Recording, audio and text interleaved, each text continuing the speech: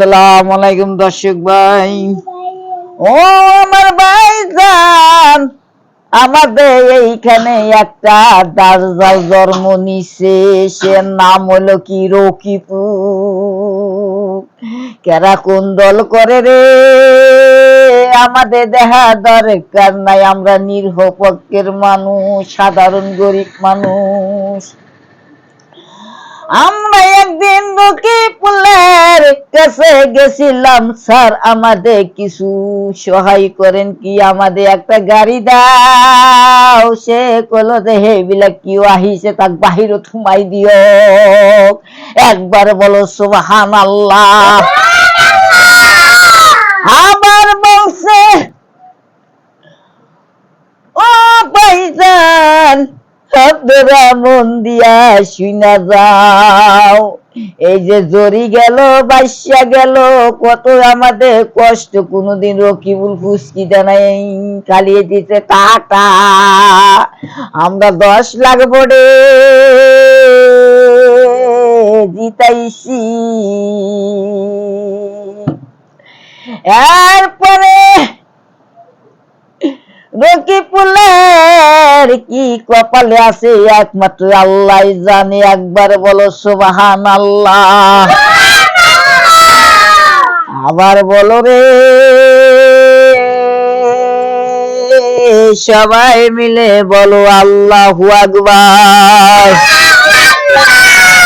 সবাই লা ইলাহা ইল্লাল্লাহ, লা ইলাহা ইল্লাল্লাহ, লা ইলাহা ইল্লাল্লাহ।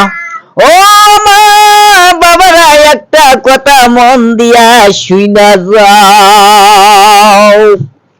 এই রকিবুল তো কালি আইছে লুটে পুটে খাইতে, লুটে পুটে খালি লুটে পুটে খাই। একবার বলো নাউজুবিল্লাহ। আমার ভাই জানেরা, বেশি বেশি করে শেয়ার দাও, লাইক দাও, ফলো দাও। আমরা তবে সত্য কথা যেটা এটা বলছি।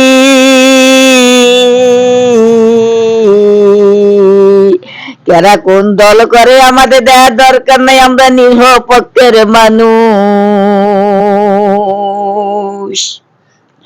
একবার বলেন সুবহানাল্লাহ। ও আমার মৌলা গো, তো নৈরাশি কাইরা না কাবরে আল্লাহ। নৈরাশি কাইরা না কাবরেতে। আমার ইউটিউব চ্যানেল নামে 100 রূপচান বড়ুয়াতে সবাই সাবস্ক্রাইব করেন, ফেসবুকে পাইলে ফলো দিও। সুবহানাল্লাহ। আসসালামু আলাইকুম দর্শক ভাই।